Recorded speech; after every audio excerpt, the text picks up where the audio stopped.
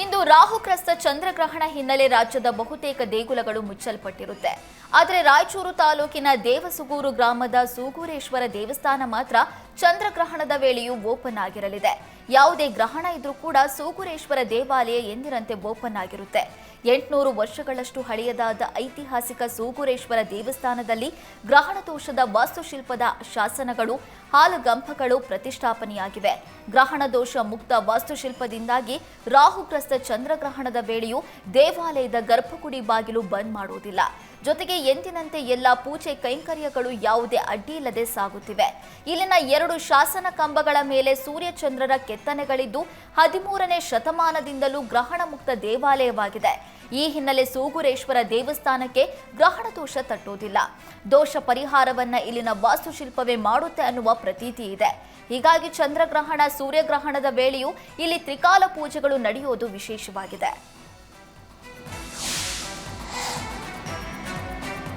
ರಸಗೊಬ್ಬರಕ್ಕಾಗಿ ರೈತರ ಪರದಾಟ ಮುಂದುವರೆದಿದೆ. ಉತ್ತಮ ಮಳೆ ಆದ ಕಾರಣ ಕೃಷಿ ಚಟುವಟಿಕೆಗಳು ಗರಿಗೆದರಿವೆ. ಹೀಗಾಗಿ ವ್ಯವಸಾಯಕ್ಕಾಗಿ ರಸಗೊಬ್ಬರ ಖರೀದಿಸಲು ರೈತರು ಮುಗಿಬಿದ್ದಿದ್ದಾರೆ. ಆದರೆ ಸಮರ್ಪಕ ರಸಗೊಬ್ಬರ ಸಿಗದ ಹಿನ್ನೆಲೆ ಮಾಗಡಿ ತಾಲೂಕಿನ ವೀರೇಗೌಡನದೊಡ್ಡಿಯ ಪ್ರಾಥಮಿಕ ಕೃಷಿ ಕೇಂದ್ರದಲ್ಲಿ ತಳ್ಳಾಟ ನೂಕಾಟ ನಡೆದಿದೆ. ಯೂರಿಯಾ ರಸಗೊಬ್ಬರ ಕೊಳ್ಳೋದಕ್ಕೆ ನೂರಾರು ರೈತರು ಬೆಳ್ಳಂಬೆಳಗ್ಗೆ ಕೃಷಿ ಕೇಂದ್ರಕ್ಕೆ ಬಂದಿದ್ರು. ಈ ವೇಳೆ ಗೋಡೌನ್ನಲ್ಲಿ ಅಲ್ಪ ಪ್ರಮಾಣದ ರಸಗೊಬ್ಬರ ಸ್ಟಾಕ್ ಕಂಡು ರೈತರು ಆಕ್ರೋಶಗೊಂಡಿದ್ದಾರೆ.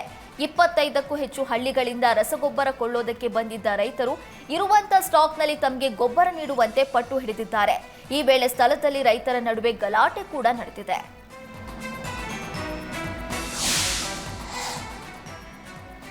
ಬಳ್ಳಾರಿ ಜಿಲ್ಲೆಯಲ್ಲಿ ಸತತ ಮಳೆಯಿಂದ ಅಪಾರ ಪ್ರಮಾಣದ ಭತ್ತದ ಬೆಳೆ ಹಾನಿಯಾಗಿದ್ದು ರೈತರು ಕಂಗಾಲಾಗಿದ್ದಾರೆ.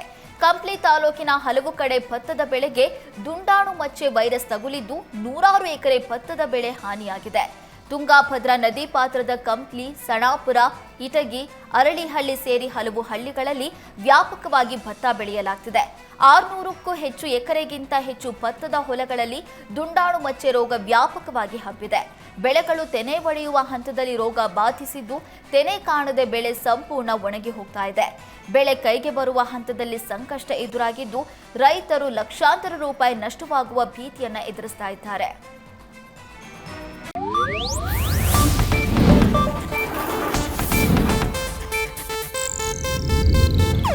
ಇದು ಏಷ್ಯಾನೆಟ್ ನ್ಯೂಸ್ ನೆಟ್ವರ್ಕ್ ಪ್ರಸ್ತುತಿ.